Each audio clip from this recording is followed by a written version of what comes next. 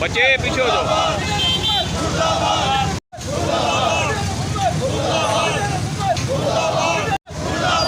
बच्चे पीछे हो जाओ।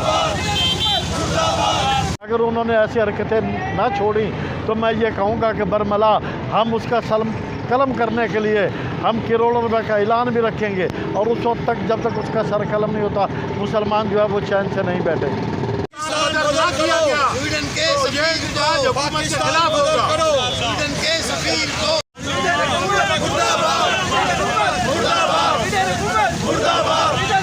स्वीडन के सफीर को पाकिस्तान मदद करो। स्वीडन के सफीर में ताजिरान के ज़रिए तमाम एक एहतजाजी रैली निकाली गई, जिसमें हुकूमत पाकिस्तान से मुतालबा किया गया है कि वो स्वीडन के सफ़ीर को पाकिस्तान बदर करे और पाकिस्तान के सफ़ीर को स्वीडन से बुला ले।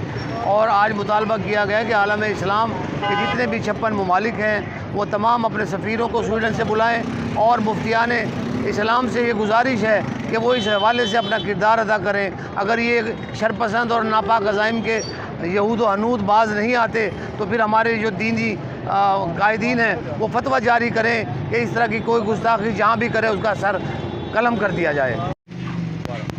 स्वीडन में ईद की नमाज के वक्त कुरान पाक की जो बेहुरमती की है हम इसकी पुरज़ोर मज़म्मत करते हैं और हमारी हुकूमत पाकिस्तान गवर्नमेंट से गुजारिश है कि स्वीडन से अपना सफ़ीर वापसी बुलाया जाए और अल्हम्दुलिल्लाह हम हुज़ूर पाक सल्लल्लाहु अलैहि वसल्लम के उम्मती हैं। इन काफरों की यहूदियों की क्या मजाल जो कुरान पाक की बेहुरमती करें। हमारी हुकूमत पाकिस्तान से गुजारिश है कि अपना सफ़ीर जल्द अज जल्द 1 या 2 रोज़ में वापसी जल्द बुलाया जाए। बच्चे पीछे हो जाओ। स्वीडन के सफीर को पाकिस्तान मदद करो। स्वीडन के सफीर